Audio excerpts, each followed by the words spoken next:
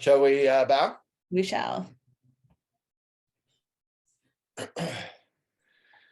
All right, welcome everybody. Today I'm here with Nicole Cameron, a very exclusive guest who I have to pay to spend time with.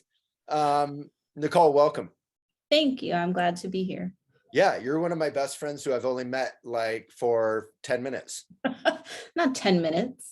I guess a couple different retreats. In a couple of days. Just so long ago. So I have a lot of really hard-hitting questions, like how is your dog and why can we not see him behind you on the couch? Because I am not on the couch today and Okay. he is very short, so he cannot reach where I am, but he is lovely and getting over an ear infection. So my dog is behind a antique chair barricade. I see the ears.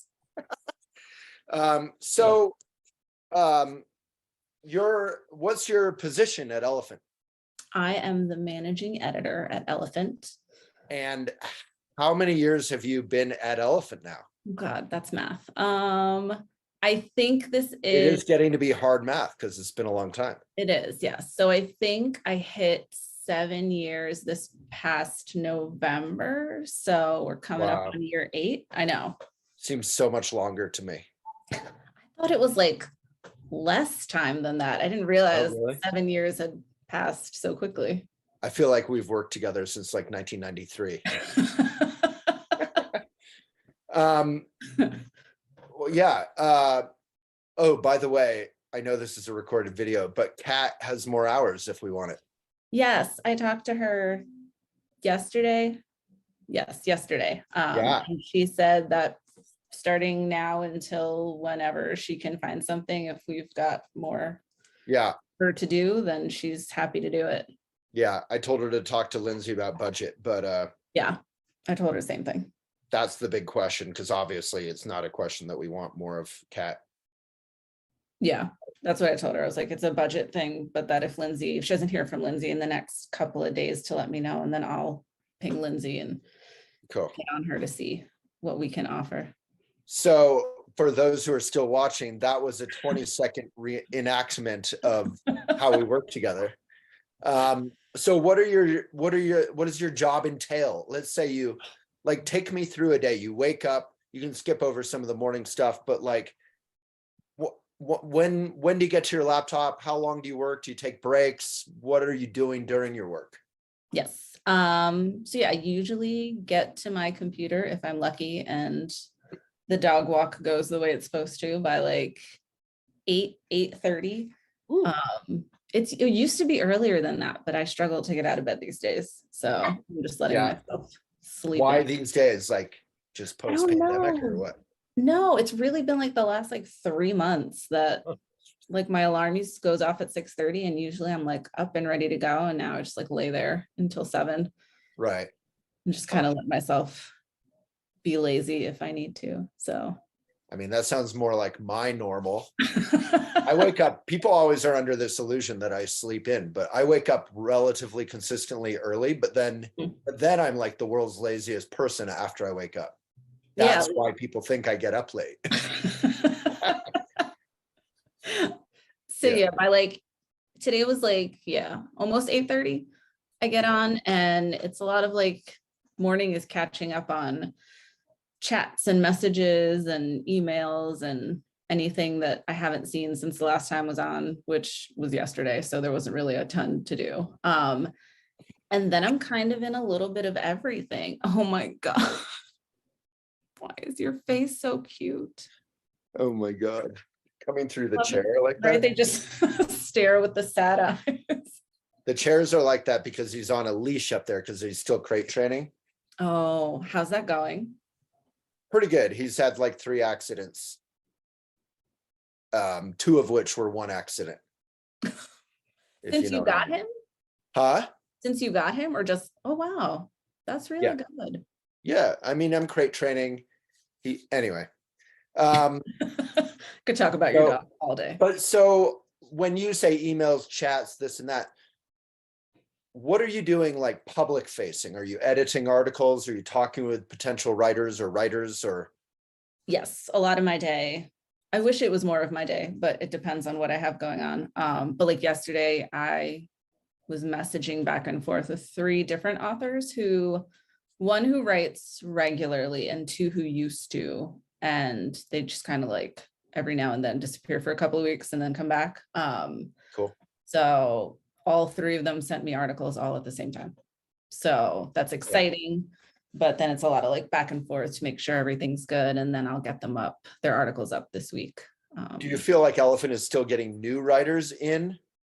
I do. Yeah. There are a lot of new writers that are coming in. And I've had a lot of good new writers coming in over the last couple of months. So that's always exciting. Yeah, it's weird because for those who don't know, Elephant has shrunk a lot over the last like even year. Yeah. But it feels weirdly healthy. Like a lot of good writing, a lot of good editing somehow, even though we've lost so many of our editors, and a lot of good new writers, I feel like. And new writers that are excited about Elephant and like really seem invested and want to know about like the ecosystem and so that has been exciting for me because they come in and they like, some of them are like on me like, hey, my article's doing this, my article's doing that. I think our winner last month for the ecosystem, she was a new writer and her article just like blew up, and she's messaged me probably like 15 times, just asking questions and wanting to know what else she needs to do and submitting more and getting excited. So that's fun to see. Yeah, I feel like it's like any sport or craft or something, like your first pottery class, you ask like 400 questions, and then writing on Elephant seems super mysterious and kind of confusing or mostly intimidating. It's actually pretty simple even, but I think it's simple. I don't know. I haven't had any like complaints from new writers about like I didn't know what to do to submit. It's usually like once they submit that they have a ton of questions about like what happens now and does it get to be published? And no. He sorry, he started chewing his leash off instead of one of his bones. Chew your bones. I'm sorry, you were saying. What was I saying? Oh, the questions usually come after they submit. So like, I think the submitting part is easy, but then they want to know like, okay, so what happens now? Like I have an article up. What do you guys do with it? What should I be doing with it? So what does happen? So you hear about Elephant, you read Elephant. At some point you decide, hey, I want to write on Elephant. You see that people are making money writing on Elephant, maybe. Yeah. Or you want to build your brand or get out there, or you just want to write about your, childhood trauma or whatever. That's a big one. How does that work? Like, take me through the process, like briefly, like the short version. So yeah, once you submit, then editors go through and review submissions and decide whether we love it enough to put it in the magazine. And they can post instantly though.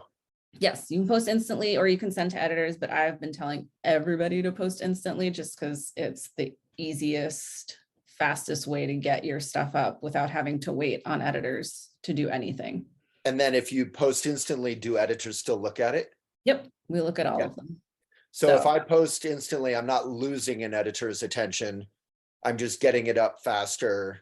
And honestly, you're probably getting it in front of editors faster because we tend to check that folder much more regularly than the folder that's sent to editors. So I like that. Yeah, I think people are a little confused. They think like I'm going to send it to editors and it's going to get immediate attention. But even on the submit form, we say like it's going to take significantly longer for an editor to review this if you send it to us. So good. So the dream of getting rid of sending to editors directly may never be completely realized, but it's closer.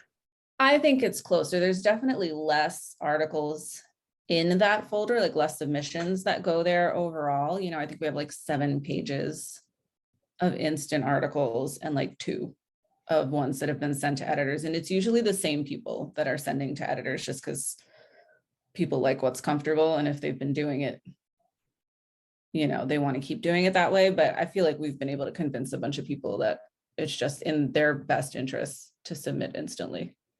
And then the magic sauce, if you're a writer, is you submit instantly. As maybe you get an editor's attention, maybe they ignore it because it's awful, right? It happens. And then, but if it's not awful, you get an editor's attention, that editor being Lisa or Elion or you right now. Yep. And then after that, you know an editor. Yes. I don't know how the heck you contact them, but I guess just the email. Email. I think we've also been doing a lot of just direct messaging through the site because it's faster. Oh, duh. I love that. Yeah. Every author that I have, I email them if they're new, but I also send a DM and tell them we can do all of our communication here. So you have an active inbox on Elephant. We introduced IMing last year. Yeah. Yeah. So you're actually using it. Yeah, I use it with every author. If they're like long time, I just keep everything there. If they're new, I send them like the fancy, hey, you're published, because I think people like getting at least that first email. And then I let them know that they can get in touch with me faster if they do it through DMing. You're so good. And then do you have any complaints about the DMing, or does it seem to work okay? No, I mean, I think it is working fine and doing everything that it needs to do.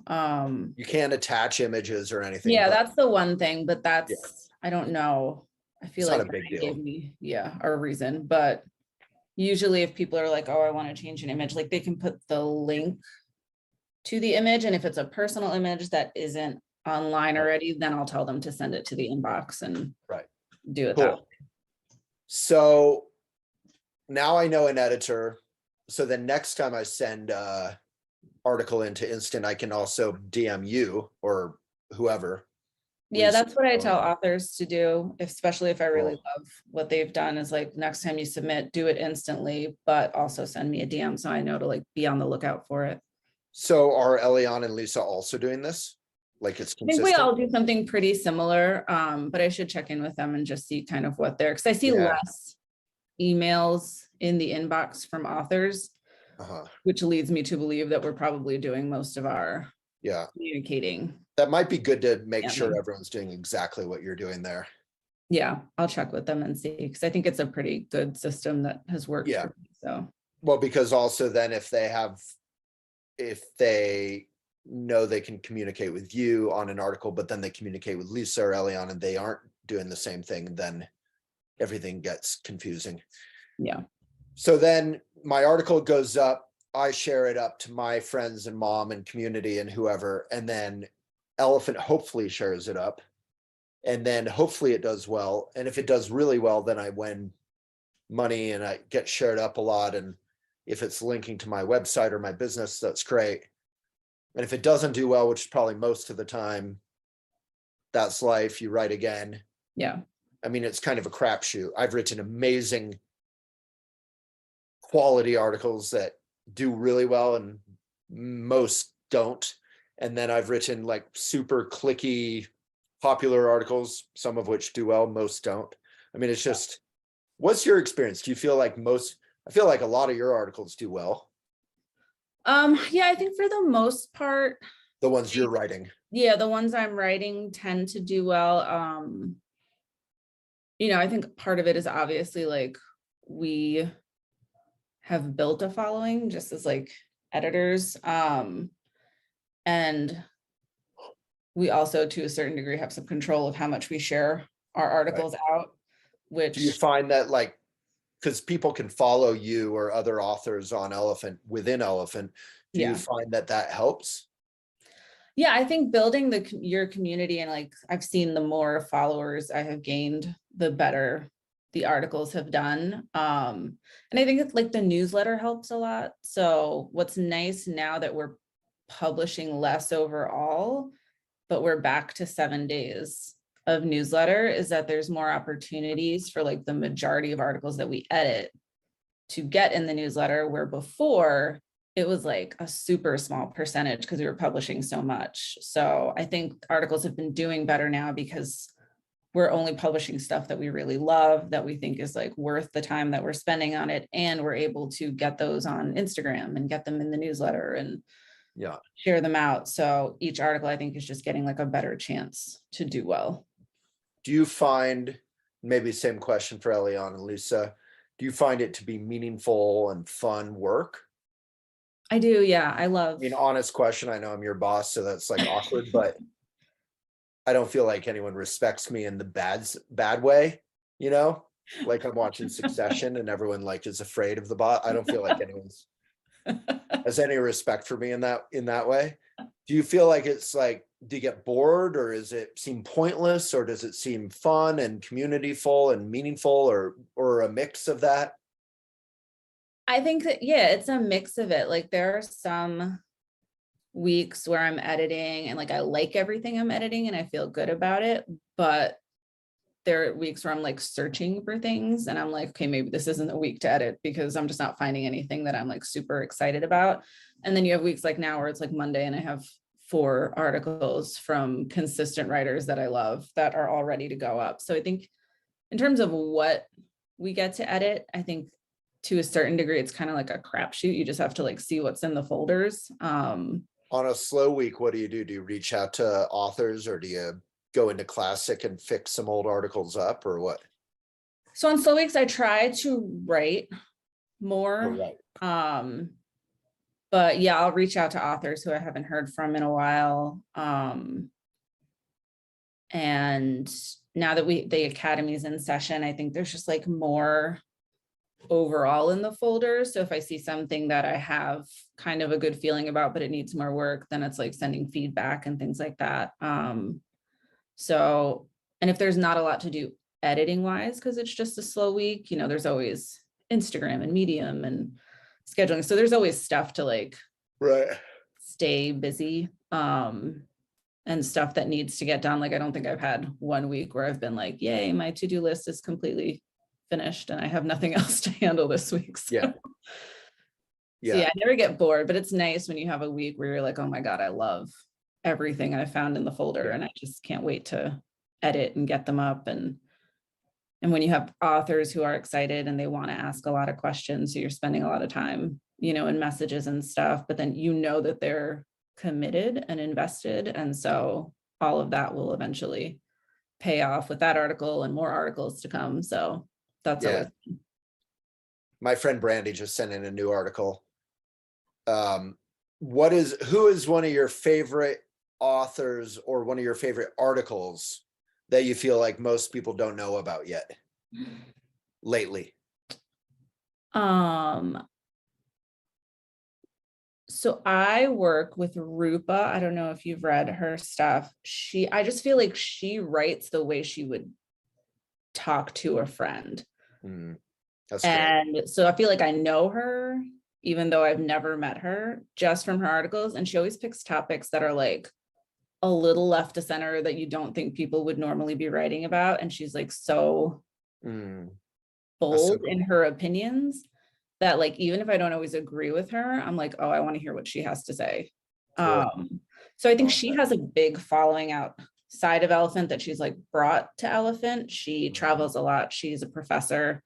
And so she always shares her articles like with her students, and she's got like a big like global community of people. Where does she teach? I think she's in India, but she travels a lot. I know she was in Europe for the last couple of months.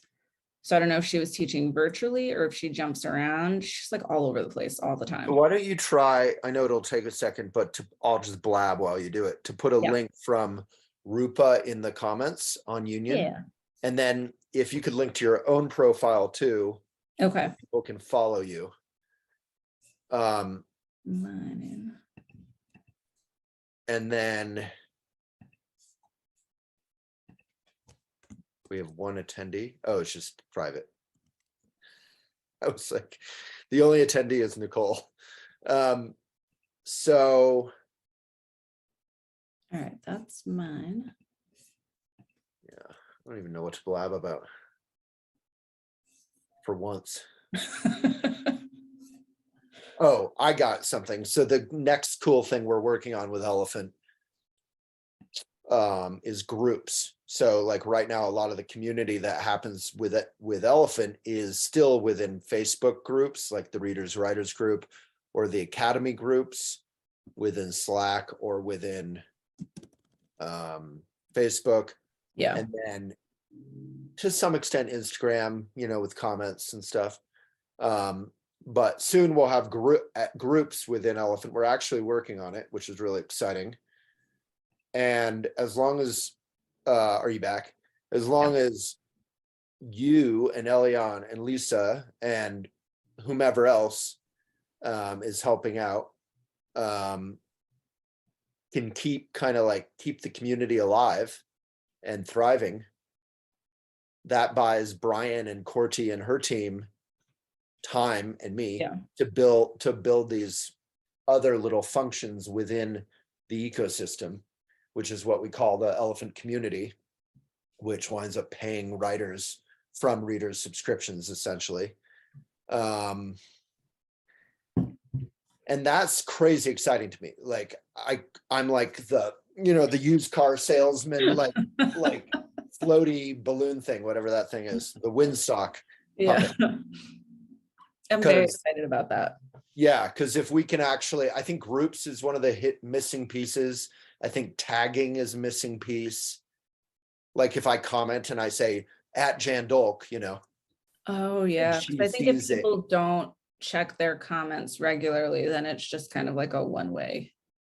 Yeah, for sure. I think you get notifications about your comments, but you don't get, I don't believe you get notifications if someone tags you. And just having a place within Elephant where writers can share their new articles to each other, comment, support each other, and then to some extent readers can begin creating their own dialogues and communities, which could also, Brian was sort of saying, these posts could also kind of be articles, sort of like the elements. So it's very exciting. So please push for that. Know that you're not just like, this isn't a, King Arthur's like ship being like pushed out into the lake to die, when he's dead. If you know the legend of King Arthur, like Elephant did suffer huge losses from Facebook, from the algorithm, got smaller, but we've actually maintained the line on some level. We're sustainable within our new reality, which is like 1/3 the staff that we had a couple years ago. Yeah. So it's been hard, and painful, and sad. But if we can maintain that cheerful and wonderful and still be a benefit community, and we can keep buying time to work on the ecosystem, I feel like I'm like dowsing for water. Like at some point, the pipes will start connecting up, and it'll start, any community that comes into Elephant will have a fun time staying within Elephant instead of just coming in for like one hit from Facebook or Instagram or wherever. Yeah, I've been finding that there are obviously some people who, when everything was getting hard and we were having to downsize and staff and stuff, like I definitely saw that there were some authors that just sort of like floated away. But I think for the most part,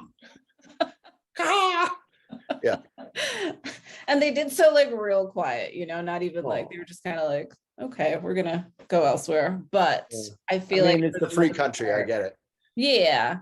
Our core people though, and honestly, a lot of the authors that I really love and respect have stuck around, and they're big in the like academy Slack and helping the newbies who are coming in, and just still seem to have the same like excitement about being an Elephant and getting published and writing and helping other writers. So that's been nice to see. Yeah, I mean, I weirdly feel like I'm enjoying my work way more than I was the last 7 years. I feel like it's just like a different energy now. I feel like, I don't know, I think it's less hectic, and I get to like focus on tasks without feeling like I'm being pulled in like a million different directions, which I think has been helpful. So like I'm doing more stuff and I'm involved in more things now, but it doesn't feel like more, because there's not just like a lot of outside noise, which I think comes with having a bigger staff and bigger things going on. I think we we went down to like bare minimum, which was hard in the beginning, but I feel like we've all kind of settled into like what it looks like now. Yeah, I felt like no one listened to me for that whole year where I was like, we're going to get smaller and that'll suck. And the main heartbreaking thing is like losing The dear people, people, yeah. mainly Kat, I feel like. Yeah. Because there are a lot of other great people who left, but a lot of them had been with us for less time. And, you know, Yeah. losing someone who'd been with us forever and was clearly like skilled for it. But even she found out, oh, I'm valued at another position. And, you know, change can be positive, but not to put a rainbow like halo around it, it kind of sucked. But no one really, I genuinely think I believed that like we could get down below the budget and be sustainable again. And it would be okay. It would just be way smaller, which Yeah. isn't that great. Like I want to have an effect on the world that, you know, we can offer environmental, you know, wisdom and some compassion and sanity in dialogue. And but yeah, it feels really good now and it's sustainable for now. And probably, you know, Brian thinks for at least 5 years. So Nice. and that's if nothing gets better. Yeah. If So we there's always the option of things getting better and then. well, but there really is, like as we connect up the ecosystem pipes, Yeah. if we have 3 to 5 years more runway to build that, I mean, at some point we're going to have a real social media site. And that's the point of posting instantly, not sending it to editors, is that giving people the power themselves in their habits and in our function to, Yeah. just like they would on Instagram or Facebook, be able to post instantly. Yeah, that's how I explain it. Like it puts it in your hands. Like you have the control over what you post, when you post, how you share it out. Like it's all on you. And if we see it You and can edit it. yeah, exactly. And like until an editor takes hold of it and decides that we love it, you know, which is not a bad thing, you know, like you're in control of what happens with your piece. And even if you have control a little bit after, like if you edited something of mine and it was wrong, yeah, or if I disagreed with it, if it's wrong, I could let you know. If I disagreed with it, I could say, oh, do you mind putting in a different image or whatever? And you might listen or you might disagree, you know, you're an editor, it's your judgment, but it's still a relationship. So what else would be fun to know if you're a writer or a reader? Just a window into your day. So you're editing, you're talking with staff, you're doing whatever. Do you get some breaks with your dog or lunch or family or? Yes, I do take breaks. I was telling Molly, I bought a walking pad. So like just the bottom part of the treadmill. So like not the big clunky armrests and things attached. It's literally just like a thing on the floor you step on and can walk on it. Cause I just felt like I was on the couch for ever and ever and ever every day. And so now I've been using that. I've had it like a week. And what do you do with it? You just walk on it. Wow. It moves like a treadmill. And well, why don't you just go outside? Because I can't always go outside and I can do it while I'm working. So like how can you walk on a thing while working? You put it in front of, I have like in our kitchen, we have like a high counter. So like I can put my stuff up there and read and, you know, move stuff. And you don't feel like you might get distracted and step on the side and fall onto your chin and whack yourself? Oh, I always have concerns about that, but it hasn't happened yet. So I feel like you can change the speed that it's going at. So like, it's going to be at like a normal or slightly slower than normal pace while I'm working. My goal eventually is to get like a standing desk. And a lot of people get the standing desk and then put the walking pad underneath. So you have something around you that kind of like keeps you steady. But I was like, this is better than just being on the couch. Cause I do get outside. Why don't you get one of those bicycling desks? I wanted one of those, but we don't have a lot of space in our apartment and it's those are very big. So this one is like, I can lean it since you can use it anywhere. Yeah, right. I can like move it around and stuff. So yeah, eventually when we have more space, I would love to get one of those where I can just kind of like sit on it and work. Yeah, even getting a stationary bicycle seat, I feel like there'd be no potential to fall. Yes. I love that I'm getting into depth in this in our conversation. It's I'd be important. so afraid if I were like typing or whatever, and then I'm walking on the thing and I kind of trip on the side. No, I have never been like a big treadmill person for that exact reason. I was like, what if, yeah, I lose control, I'm not paying attention or whatever. But after work, I'll usually get on it and just like watch TV or put music on or something. Yeah.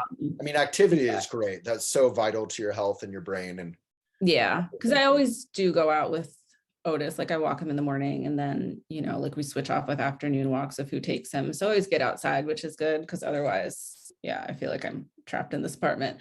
But I wanted to try to be more mobile during the day. So that's been helpful. But yeah, I take breaks. I used to be like 20, 30 minutes, eat lunch and get right back. But when you have a dog, now it's like an hour or more because he needs to be like outside, and it's nice. That's so good. Yeah. And the weather's getting nicer here. So he wants to be outside way longer than he used to. Do you ever work in cafes or like a library or something?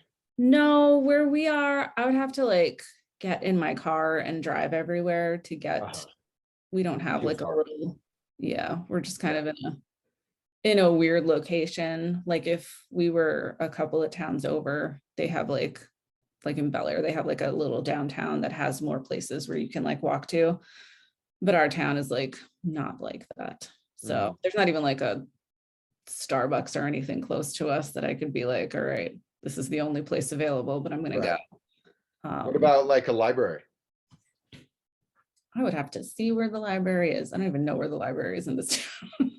Yeah, might be worth checking. It's just so nice to see people and move locations for me. That's like my exercise mentally and physically is I don't stay in any one place for more than a couple hours, except for home. I work at home a lot. Yeah. Yeah. My method is to sit cross-legged, see all the blankets in a huge pile of blankets, and then one leg goes to sleep over the course of an hour, and then I switch. I recommend it to people if you're looking for more tips. Right. It's all about balance. Yeah. All right. Well, that was a good conversation, I think, about the sort of, the working life of Nicole Cameron, writer extraordinaire, star writer and managing editor at Elephant Journal since 1993. Exactly. Yeah. I was 10 years old. Were you 10? I was 10. That's crazy. I was in college. Oh my God. Yeah. That's crazy. That was my first year of college, I think. Oh, wow. I was a freshman. Good times. Yeah. All right. Well, thank you, Nicole. Thank you for sticking with us. You are welcome. I think it's very little exaggeration. I'm sure we would have survived and found a way, but if you staying around helped us make this transition without completely dying, basically. I didn't want it to die. I like being here. So it's like, I'm sure we would have taken duct tape into the hole in the boat, but the point of me saying no one believed me, like I really felt like we could get smaller and be sustainable and be happy. And now my job is like writing. I have like 1 or 2 meetings a week now. I used to have that's the weird part is not having so many meetings. So, I used to have like 4 a day. You're like, what are we even talking about? Well, sadly, there was an agenda for everyone. Oh God. It was awful. And then because everything was falling apart. Yeah. And then also people like think you're like, people love to hate bosses. And, I'm sure I did a fair amount to earn that, but not really, just being a wildly imperfect idiot. And then the other part of my job is like, I'm interviewing people constantly now, which is so fun. Yeah. So yeah, it's awesome. Yay. We're doing good. We got this. Yeah. Well, thank you, Nicole. You are welcome.